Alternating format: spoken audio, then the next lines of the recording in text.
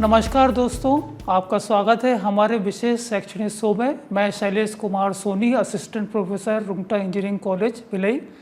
आज का हमारा विषय है कंपाइलर डिज़ाइन में इंटरमीडिएट कोड जनरेशन। यह विषय उन छात्रों पेशेवरों के लिए है जो कंपाइलर डिज़ाइन के जटिल पहलुओं को समझना चाहते हैं। इस शो में हम 1 घंटे में इस विषय को विस्तार से समझेंगे, इसलिए बने रहिए हमारे साथ। कंपाइलर एक ऐसा प्रोग्राम है जो उच्च स्तर की भाषा को मशीन कोड में अनुवादित करता है। इंटरमीडिएट कोड इस जनरेशन की एक मध्यवर्ती चरण है जो कि कंपाइलर डिज़ाइनिंग में यूज़ होता है। कंपाइलर डिज़ाइन में लगभग 6 फेज जो है वो यूज़ होते हैं। एक है पहला lexical analysis, syntax analysis, semantic analysis, intermediate code, code optimisation, target code generation. इसमें प्रथम 4 फेज जो हैं वो मशीन इंडिपेंडेंट होते हैं। इंटरमीडिएट कोड जनरेशन जो है इसी मशीन इंटरडिपेंडेंट कोड के लिए यूज़ किया जाता है। कोड ऑप्टिमाइजेशन और टारगेट कोड जो है बैकएंड प्रोसेस में यूज़ होते हैं। तो हम देखते हैं मध्यवर्ती कोड जनरेशन की क्या क्या प्रोसेस है। कंपाइलर के विश्लेषण संश्लेषण मॉडल में कंपाइलर का फ्रंट एंड एक सोर्स प्रोग्राम को एक स्वतंत्र इंटरमीडिएट कोड में अनुवाद करता है। फिर कंपाइलर का बैक एंड इस इंटरमीडिएट कोड का उपयोग टारगेट कोड, जिसको हम लक्ष्य कोड भी कहते हैं, जिससे मशीन द्वारा समझा जा सकता है, उत्पन्न करने के लिए करता है। इंटरमीडिएट कोड जो है मशीन इंडिपेंडेंट होता है, जिसका फ़ायदा ये होता है कि आप किसी भी मशीन पर इसका यूज़ कर सकते हैं। मशीन स्वतंत्र इंटरमीडिएट कोड का उपयोग करने के ये फ़ायदे हैं। मशीन स्वतंत्र मध्यवर्ती कोड के कारण पोर्टेबिलिटी में वृद्धि होगी। उदाहरण के लिए मान लीजिए यदि कोई कंपाइलर मध्यवर्ती कोड बनाने के विकल्प के बिना सोर्स भाषा को अपनी लक्ष्य भाषा में अनुवाद करता है, तो प्रत्येक नई मशीन के लिए एक पूर्ण मूल कंपाइलर की आवश्यकता होगी। मीन्स हमको हर एक मशीन के लिए अलग से कंपाइलर डिज़ाइन करना होगा, जो कि एक मुश्किल भरा टास्क है, क्योंकि जाहिर है मशीन विनिर्देशों के अनुसार कंपाइलर में ही कुछ संशोधन किए गए थे। पुनः लक्ष्यीकरण की सुविधा इसमें प्रदान की गई है। मध्यवर्ती कोड को अनुकूलित करके सोर्स कोड के प्रदर्शन को बेहतर बनाने के लिए सोर्स कोड संशोधन लागू करना आसान है। यदि हम सीधे सोर्स कोड से मशीन कोड उत्पन्न करते हैं तो n लक्ष्य मशीन के लिए हमारे पास ऑप्टिमाइज़र और n कोड जनरेटर होंगे। लेकिन यदि हमारे पास मशीन स्वतंत्र मध्यवर्ती कोड होगा तो हमारे पास एक ऑप्टिमाइज़र होगा। मध्यवर्ती कोड या तो भाषा विशिष्ट जैसे जावा के लिए बाइट कोड, या स्वतंत्र भाषा 3 पता कोड जो हो सकता है। निम्नलिखित सामान्य उपयोग के लिए किए जाने वाले मध्यवर्ती कोड निम्नलिखित हैं। इंटरमीडिएट कोड जनरेशन के मूल सिद्धांत। अब हम इंटरमीडिएट कोड जनरेशन के मूल सिद्धांतों की बात करेंगे। पहला नंबर, ट्रांसलेशन का क्रमबद्ध तरीका।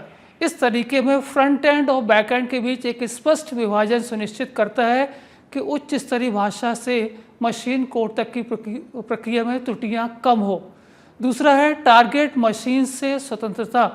इंटरमीडिएट कोड का एक महत्वपूर्ण उद्देश्य यह है कि इसे किसी भी टारगेट मशीन पर लागू किया जा सकता है। थर्ड, समानता और सादगी। यह कोड को मानकीकृत और सरल बनाता है, जिससे अलग अलग भाषाओं और मशीनों के लिए कंपाइलर डिज़ाइन करना आसान हो जाता है।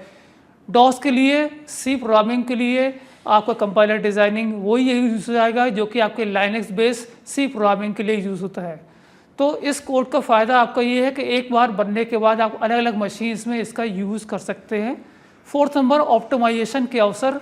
इंटरमीडिएट कोड का उपयोग कंपाइलर के अगले चरण के कोड ऑप्टिमाइजेशन के लिए किया जाता है, जो कि प्रोग्राम के प्रदर्शन को बेहतर बनाता है। इंटरमीडिएट कोड विभिन्न प्रकार के होते हैं। मोस्टली जो है साधारणतः जो है 4 प्रकार के कोड यहाँ पर हम चर्चा में लाएंगे। पहला कोड है आपका पोस्ट फिक्स या reverse polish notation. Post fix notation आप डेटा स्ट्रक्चर पेपर में पढ़े हुए होंगे।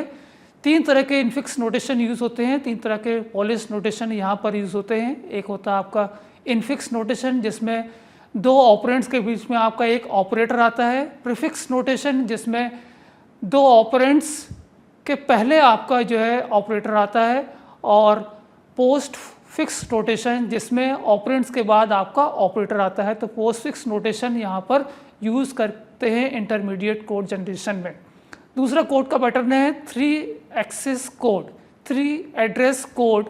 3 एड्रेस कोड, इसमें हर एक स्टेटमेंट को 3 एड्रेस या ऑपरेटर्स के फॉर्म में डिवाइड किया जाता है। जैसे for example x equal to y plus z, यहाँ पर x भी एक वेरिएबल है, y भी एक वेरिएबल है और z भी एक वेरिएबल है। इसको अब इस एक्सप्रेशन को मैक्सिमम 3 वेरिएबल्स के फॉर्म में डिवाइड कर सकते हैं। इससे कम ले सकते हैं, परंतु इससे ज़्यादा कोड में हम इसको डिवाइड नहीं कर सकते। यह कोड मशीन कोड से बहुत करीब होता है, इसे आसानी से ऑप्टिमाइज किया जा सकता है। तीसरे रूप में एब्स्ट्रैक्ट सिंटैक्स ट्री, जिसे एक्सप्रेशन ट्री भी कहते हैं, विच इज़ कॉल्ड, जिसे हम एब्स्ट्रैक्शन ट्री भी कहते हैं। यह एक ट्री संरचना होती है जिसमें आपके चाइल्ड नोड जो हैं उन पर ऑपरेंड्स होते हैं, और ऑपरेटर जो होते हैं वो आपके रूट नोड पर होते हैं या नॉन टर्मिनल नोड्स पर अवेलेबल होते हैं। चौथा नंबर है डायरेक्टेड असाइक्लिक ग्राफ, DAG।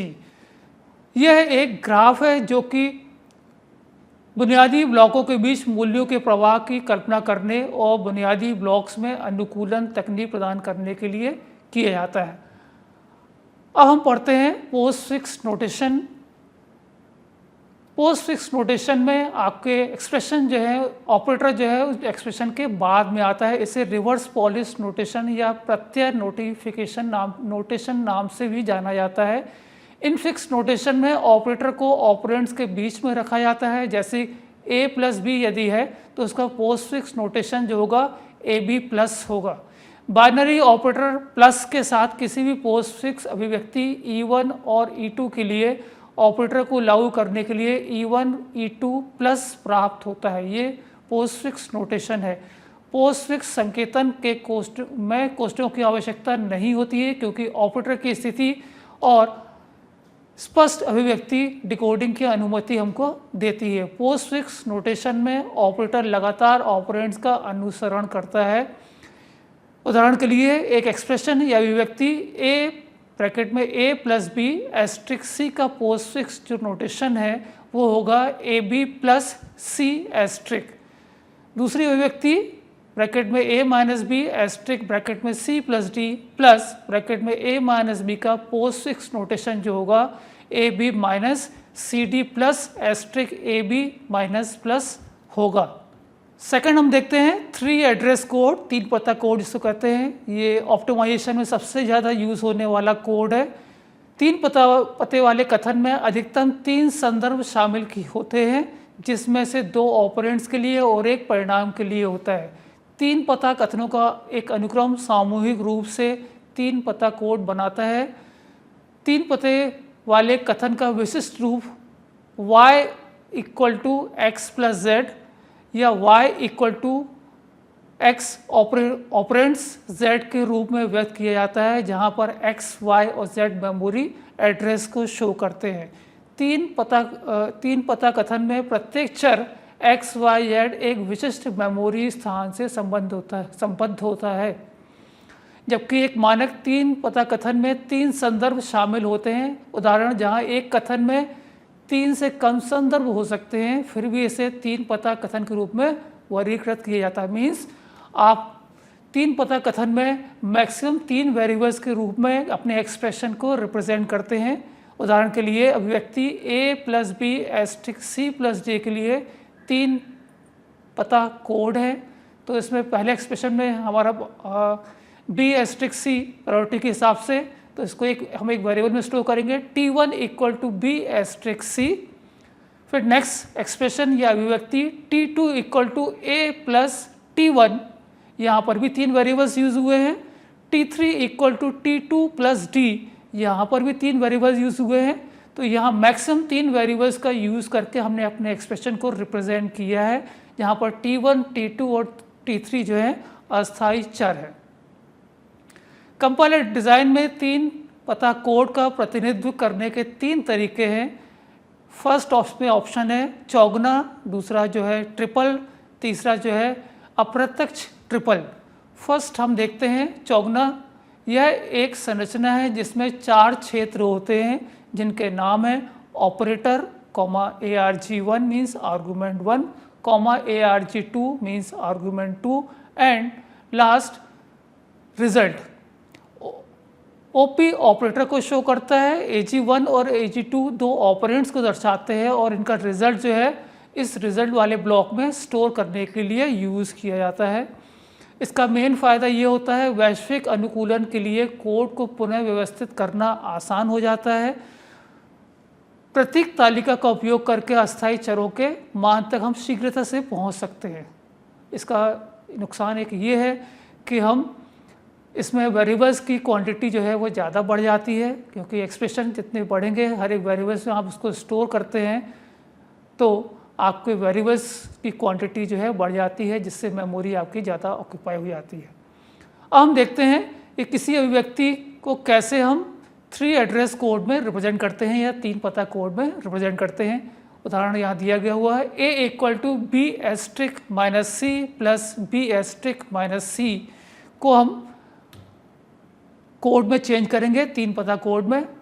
तो पहले जो C-C है उसको एक वेरिएबल में हम यूज़ करेंगे। यहाँ पर केवल 2 वेरिएबल यूज़ हुए हैं, एक C और एक T1। तो 3 पता कोड का मिनिमम कॉन्फ़िगरेशन ये है कि आप 1 यूज़ कर सकते हो, मैक्सिमम जो है वो अधिकतम जो है वो 3 यूज़ कर सकते हो। यहाँ पर 2 यूज़ हुए हैं तो ये चल जाएगा।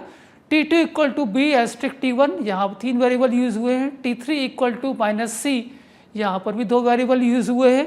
T4 = B*-T3, यहाँ पर भी 3 वेरिएबल्स यूज़ हुए हैं। T5 = T2 + T4, यहाँ पर भी 3 वेरिएबल्स यूज़ हुए हैं। और आखिरी में A = T5 में जो वैल्यूज़ है उसको हमने A में स्टोर कर दिया है। ये 3 एक्सिस कोड का एक एग्जाम्पल है। इसको रिप्रेजेंट करते हैं टेबल्स के फॉर्म में। इनिशियली सीक्वेंस नंबर या रेफरेंस नंबर हम यूज़ करते हैं। फर्स्ट नंबर का जो कॉलम है वो ऑपरेटर्स को शो करता है। सेकंड और थर्ड ARG1 और ARG2 ये ऑपरेंड्स को शो करते हैं जिनके ऑपरेशन परफॉर्म होना है। और ऑपरेशन परफॉर्म होने के बाद जो रिजल्ट है वो रिजल्ट वाले कॉलम में वेरिएबल्स में हम रिप्रेजेंट करते हैं। ये वेरिएबल्स हम लेते हैं। तो इनिशियली 0 लोकेशन की बात करें या इंडेक्स नंबर 0 की बात करें, -C ऑपरेटर आपका माइनस से यूनिटरी ऑपरेटर है, वो उसको स्टोर कराया आपने एक वेरिएबल T1 में। ऑपरेशन नंबर 1 जो है उसमें मल्टीप्लिकेशन हमने यहाँ पर यूज़ किया। T1 में जो वैल्यू स्टोर थी -C उसको हमने मल्टीप्लाई किया B से और जो रिजल्ट है वो T2 में स्टोर हुआ है। स्टेप नंबर 2 में -C को फिर से हमने स्टोर किया है एक वेरिएबल T3 में। स्टेप नंबर 3 उस T3 को हमने मल्टीप्लाई किया है B के साथ और रिजल्ट को स्टोर किया T4 में। स्टेप नंबर 4 में T2 और T1 का हमने T4 का एडिशन किया, जोड़ा हमने और रिजल्ट को T5 में स्टोर करा दिया। अंत में स्टेप 5 में T5 में जो वैल्यू स्टोर है उसको वैल्यू हमने असाइन की A नाम के वेरिएबल में। ये क्वाड्रपल रिप्रेजेंटेशन है। अब आगे बढ़ते हैं ट्रिपल्स के फॉर्म में। मीन्स आपको मेमोरी स्पेस यदि आपको बचाना हो, घटाना हो तो ट्रिपल्स का यूज़ करके आप मेमोरी स्पेस को कम कर सकते हैं। यह प्रतिनिधित्व किसी एकल एसोसिएशन को दर्शाने के लिए अतिरिक्त स्थायी चर का उपयोग नहीं करता है। मीन्स वेरिएबल एक एक्स्ट्रा यहाँ पर यूज़ नहीं हुआ। इसके बजाय जब किसी अन्य ट्रिपल के मान के संदर्भ की आवश्यकता होती है, रेफरेंस की ज़रूरत होती है, तो उस ट्रिपल के लिए एक पॉइंटर का यूज़ किया जाता है। इसलिए इसमें केवल 3 फील्ड शामिल होती हैं। मीन्स इसमें ऑपरेटर, आर्गूमेंट 1 और आर्गूमेंट 2 नाम की फील्ड्स यहाँ पर ही होंगी। इसका नुकसान ये होता है कि इसमें कोड की सीक्वेंस को पुनः एडजस्ट करना मुश्किल होता है। मीन्स सीक्वेंसिंग आप चेंज नहीं कर सकते, जबकि क्वार्टर्स या चतुर्थ वाले जो पोर्शन था उसमें हम सीक्वेंसिंग को आगे पीछे कर सकते हैं। इसे ऑप्टिमाइजेशन करना मुश्किल होता है क्योंकि ऑप्टिमाइजेशन में इंटरमीडिएट कोड को मूव करना शामिल होता है, परंतु इसमें हम कोड को मूव नहीं कर सकते हैं। जब एक ट्रिपल को मूव किया जाता है तो उसे संदर्भित करने वाले किसी भी अन्य ट्रिपल को भी अपडेट किया जाना चाहिए। पॉइंटर की मदद से कोई भी सीधे सिंबल टेबल एंट्री तक पहुंच सकता है। उदाहरण एक दिया गया है वही व्यंजक जो पहले हमने प्रश्न किया था। A = B*-C प्लस B*-C पर ट्रिपलेट्स बना हुआ है। यहाँ पर देखिए 4th नंबर का कॉलम जो वेरिएबल जिसमें डेटा को स्टोर कर रहे थे वो यहाँ पे नहीं किया हुआ है। सीक्वेंसिंग में हमने यहाँ पे मेमोरी रेफरेंस का यूज़ किया है।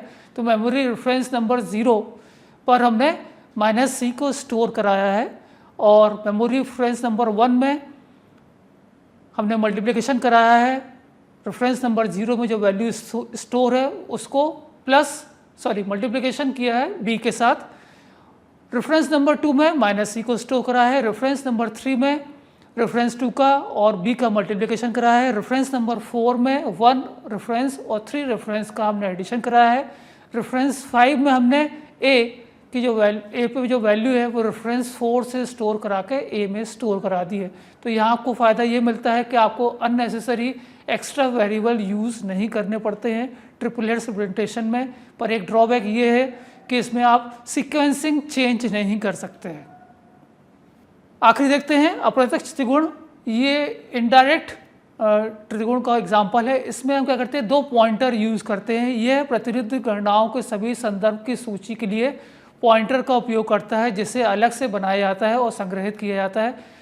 यह चतुर्भुज प्रतिनिधित्व की तुलना में उपयोगिता में समान है, लेकिन इसके लिए कम स्थान की आवश्यकता होती है। अस्थायी नेत और कोड को पुनर्व्यवस्थित करना इसमें आसान होता है। दिया गया फिगर जो है स्पेसिफाई करता है राइट हैंड साइड पर जो वेरिएबल्स या स्टेटमेंट शो किए गए हैं 14, 15, 16, 17, 18 ट्रिपलेट्स के वैल्यूज़ है। इनको हमने फिर से रेफरेंस में यूज़ किया है 0, 1, 2, 3, 4, 5, 6 लोकेशन में। तो यहाँ पर टेबल केवल 2 ही एलिमेंट्स, यहाँ पर 2 ही कॉलम्स यहाँ पर बने हुए हैं, जिससे मेमोरी हमारा बच जाता है। अभी हमने देखा पोस्टफिक्स नोटेशन और ट्रिपलेट्स पर वर्क की जो किया गया है। अब हम देखते हैं वाक्य विन्यास वृक्ष या सिंटैक्स ट्री। कोड ऑप्टिमाइजेशन में सिंटैक्स ट्री का एक बहुत ही इम्पॉर्टेंट रोल है। इसका यूज़ करके हम हमारे स्ट्रक्चर को डिज़ाइन कर सकते हैं। वाक्य विन्यास वृक्ष पार्स वृक्ष के संगठित प्रतिनिधित्व के रूप में कार्य करता है। पार्स ट्री में मौजूद ऑपरेटर और कीवर्ड्स नोड्स सिंटैक्स ट्री में अपने संबंधित पेरेंट नोड का हिस्सा बनने के लिए एक स्थानांतरण प्रक्रिया से गुजरते हैं। आंतरिक नोड्स ऑपरेटर होते हैं और चाइल्ड नोड ऑपरेंड्स होते हैं। मींस लीफ नोड जो होंगी वो सारे आपके वेरिएबल्स होंगे और इंटरनल नोड जो होते हैं नॉन ऑपरेंड नोड होते हैं वो सारे आपके क्या होंगे, ऑपरेंड्स ऑपरेटर होंगे। सिंटैक्स ट्री बनाने के लिए अभिव्यक्ति के भीतर रणनीतिक रूप से कोष्ठक रखना शामिल है। यह तकनीक अधिक सहज प्रतिनिधित्व के योगदान देती है, जिससे ऑपरेंड को किसी क्रम में संसाधित किया जाना चाहिए। इससे ये समझना आसान हो जाता है। वाक्य विन्यास वृक्ष न केवल पार्स वृक्ष को संक्षिप्त करता है, बल्कि कार्यक्रम की वाक्य विन्यास संरचना का बेहतर दृश्य प्रतिनिधित्व भी करता है। एक उदाहरण लेते हैं। x = ब्रैकेट में a + b * c bracket close slash bracket a - b * c bracket close. इसका हमने ट्री डिज़ाइन किया है, सिंटैक्स ट्री, एक्सप्रेशन ट्री।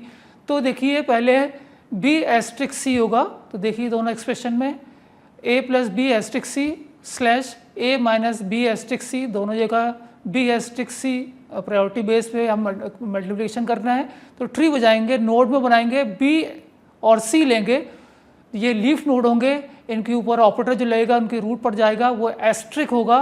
ऐसे ही राइट हैंड साइड पर b * c यहाँ पर भी बनेगा, ऑपरेटर ऊपर आ जाएगा, एस्ट्रिक लेगा। फिर इसके साथ पहले एक्सप्रेशन में जो है b * c के साथ जो है प्लस के साथ a है, तो a हमारा नॉन लीफ नोड है, लीफ नोड है। उसके साथ हम ऐड करेंगे प्लस साइन के साथ b * c को। इसी प्रकार a - को भी हम राइट हैंड साइड वाले ट्री में ऐड कर सब्ट्रैक्ट करेंगे। दोनों का एक्सप्रेशन को हम स्लैश से रिप्रेजेंट करेंगे, रूट में स्लैश आएगा। ये वैल्यू जो है स्टोर हो रही है, इक्वल टू साइन लगा हुआ है, इक्वल टू x में। ऐसे हम किसी भी अपने एक्सप्रेशन का जो है ट्री डिज़ाइन कर सकते हैं। चौथा नंबर DAG निर्देशित चक्रीय ग्राफ। DAG का उपयोग बुनियादी ब्लॉकों की संरचना को दर्शाने, बुनियादी ब्लॉकों के बीच मूल्यों के प्रवाह को देखने और बुनियादी ब्लॉक में अनुकूलन तकनीक प्रदान करने के लिए किया जाता है। जहाँ पर जो पहला उदाहरण था वो एक ट्री था। ट्री में असाइक्लिक होती है, मीन्स उसमें एक नोड से दूसरे नोड पर जाने के लिए केवल एक ही रास्ता होता है। यहाँ पर DAG एक ग्राफ है, यहाँ पर एक नोड से दूसरे नोड को पे जाने के लिए आपको मल्टीपल पाथ यहाँ पर मिल जाएंगे। एक DAG जो है ट्री के प्रोसेसिंग को स्लो कॉम्पैक्ट करने के लिए डिज़ाइन किया जाता है। बुनियादी ब्लॉक पर अनुकूलन तकनीक लागू करने के लिए DAG एक 3 पता कोड है जो एक मध्यवर्ती कोड पीढ़ी के परिणाम स्वरूप उत्पन्न होता है। दर्शित चक्रीय ग्राफ एक प्रकार की डेटा स्ट्रक्चर है, संरचना है, और इसका उपयोग बुनियादी ब्लॉकों में परिवर्तन चालू करने के लिए किया जाता है। निर्देशित चक्रीय ग्राफ DAG बुनियादी ब्लॉकों के परिवर्तन को सुगम बनाता है। DAG सामान्य अभिव्यक्ति के लिए उप अभिव्यक्ति के लिए की पहचान करने के लिए एक कुशल विधि है। यह दर्शाता है कि कथन के परिकलन मान का उपयोग बाद के कथनों में कैसे किया जाता है। दिए गए चित्रों में DAG का फिगर शो किया गया है। एक नोड से दूसरे नोड पर जाने के अनेक पाथ यहाँ पर दिए गए हैं। अब देखते हैं इसकी विशेषताएं, दर्शित चक्रीय ग्राफ की विशेषताएं। बेसिक ब्लॉक के लिए एक निर्देशित चक्रीय ग्राफ नोड्स पर निम्नलिखित लेबल के साथ एक निर्देशित चक्रीय ग्राफ रिप्रेजेंट किया गया है। ग्राफ के प्रत्येक पत्ते में मीन्स लीफ नोड में एक अद्वितीय पहचान करता होता है जो कि चर नाम या स्थिरांक हो सकता है। चर वेरिएबल्स, स्थिरांक कोई कांस्टेंट वैल्यू हो सकती है। ग्राफ के आंतरिक नोड को ऑपरेटर प्रतीक के साथ लेबल किया जाता है। आंतरिक नोड, इंटरनल नोड जो हमारी रहेंगी, उनको ऑपरेटर के साथ यहाँ पर यूज़ किया जाएगा। इसके अलावा नोड्स की गणना के लिए किए गए मान को संग्रहित करने के लिए लेबल के रूप में उपयोग करने के लिए पहचानकर्ताओं को एक स्ट्रिंग दी जाती है। निर्देशित चक्रीय ग्राफ में ट्रांजिटिव क्लोजर और ट्रांजिटिव रिडक्शन के लिए अपनी परिभाषाएं हैं। निर्देशित चक्रीय ग्राफ में टोपोलॉजिकल ऑर्डरिंग परिभाषित की गई है। दर्शित चक्रीय ग्राफ निर्माण के लिए एल्गोरिदम हम यहाँ पर देख रहे हैं।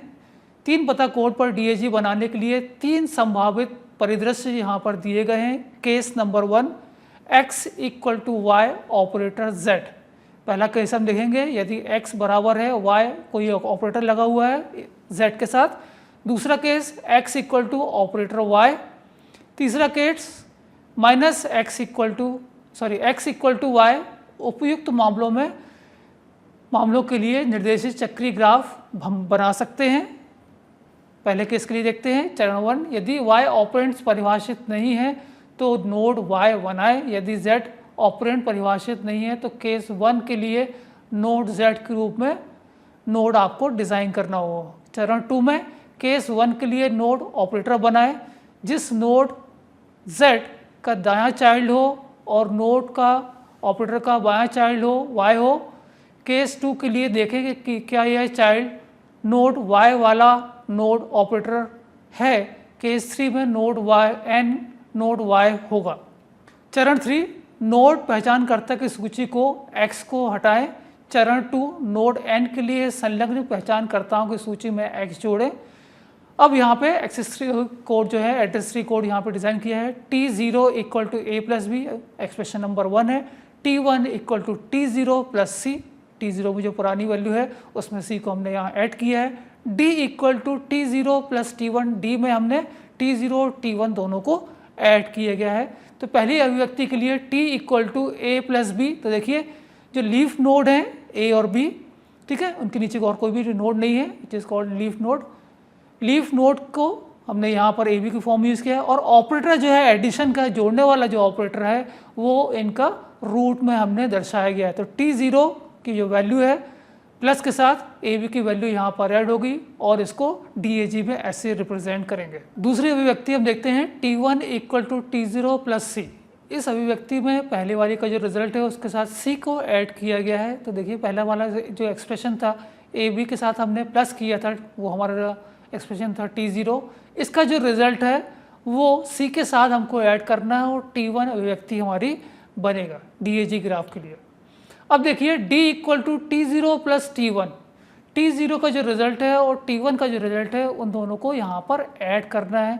तो T1 को हमने उठाया वैल्यूज़ को और T0 की वैल्यूज़ को, दोनों को इकट्ठे कंबाइन किया। तो लेफ्ट हैंड साइड से लेफ्ट साइड वाला ट्री, राइट हैंड साइड से राइट वाला ट्री का जो है कॉम्बिनेशन फॉर्म में आपका D जो है वैल्यू आपकी स्टोर हो गई।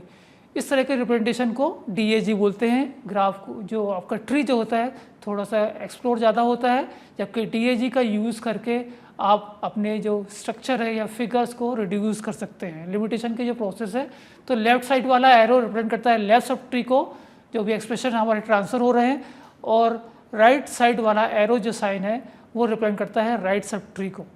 अब देखते हैं मध्यवर्ती कोड जनरेशन के लाभ, हमको क्या क्या लाभ मिलते हैं कोड को जनरेट करने से। तो पहला लाभ देखते हैं, क्रियान्वयन में आसानी हो जाती है। मध्यवर्ती कोड जनरेशन इनपुट कोड की जटिलताओं को कम करके कोड जनरेशन की प्रक्रिया को सरल बना सकता है, जिससे इसे क्रियान्वयन करना आसान हो जाता है। ठीक, आसान हो जाता है। एक मुख्य फ़ायदा इसका ये होता है कि आपके द्वारा बनाए गए कोड जो हैं किसी भी मशीन कोड में चलाए जा सकते हैं, इंटरमीडिएट कोड होते हैं। दूसरा, कोड अनुकूलन को सुगम बनाना। मध्यवर्ती कोड निर्माण विभिन्न कोड अनुकूलन तकनीकों के उपयोग को सक्षम कर सकता है, जिससे उत्पन्न कोड के प्रदर्शन और दक्षता में सुधार होता है। तीसरा, प्लेटफॉर्म स्वतंत्रता। मध्यवर्ती कोड प्लेटफॉर्म स्वतंत्र होता है, मीन्स इंडिपेंडेंट प्लेटफॉर्म का यूज़ करके आप अपने कोड्स को किसी भी मशीन में, किसी भी ऑपरेटिंग सिस्टम के किसी भी लैंग्वेज में इसको रन कर सकते हैं, जिसका अर्थ है कि इसे किसी भी प्लेटफॉर्म के लिए मशीन कोड या बाइट कोड में अनुवादित किया जा सकता है। नेक्स्ट है हमारा कोड पुनः उपयोग, रीयूजेबिलिटी का कॉन्सेप्ट यहाँ पर आया है। मध्यवर्ती कोड का भविष्य में अन्य प्लेटफॉर्मों या भाषाओं के लिए कोड उत्पन्न करने के लिए पुनः उपयोग में लाया जा सकता है। आसान डिबगिंग। मध्यवर्ती कोड को मशीन कोड या बाइट कोड की तुलना में डिबग करना आसान हो सकता है, क्योंकि यह मूलतः सोर्स कोड के अधिक निकट होता है। अब देखते हैं मध्यवर्ती कोड जनरेशन के कुछ नुकसान भी। संकलन समय में वृद्धि।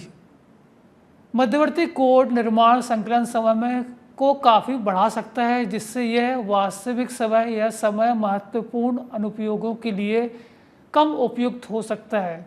रियल टाइम सिस्टम, जहां पर हमको आउटपुट की रिक्वायरमेंट तुरंत होती है, वहां आपका इंटरमीडिएट कोड जनरेशन में टाइम ज़्यादा लेता है, तो रियल टाइम सिस्टम में हम इसका उपयोग फ़िलहाल नहीं कर सकते।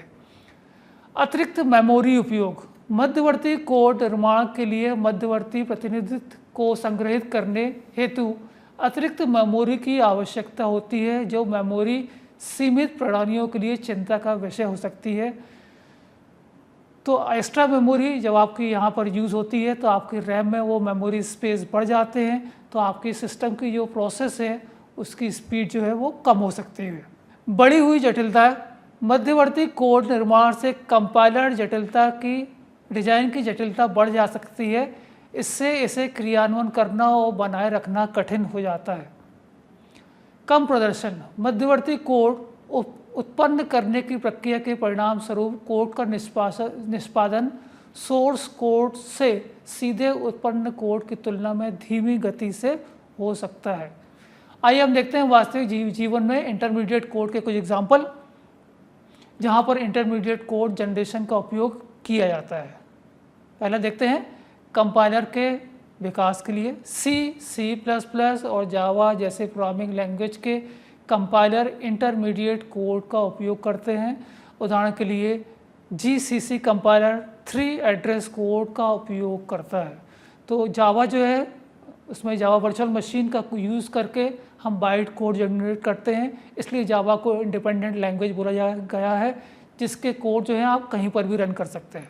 अगला लाभ जो है वर्चुअल मशीनों के इम्प्लीमेंटेशन में है। Java virtual machine JVM Java virtual machine और .NET फ्रेमवर्क में बाइट कोड के रूप में इंटरमीडिएट कोड का उपयोग होता है।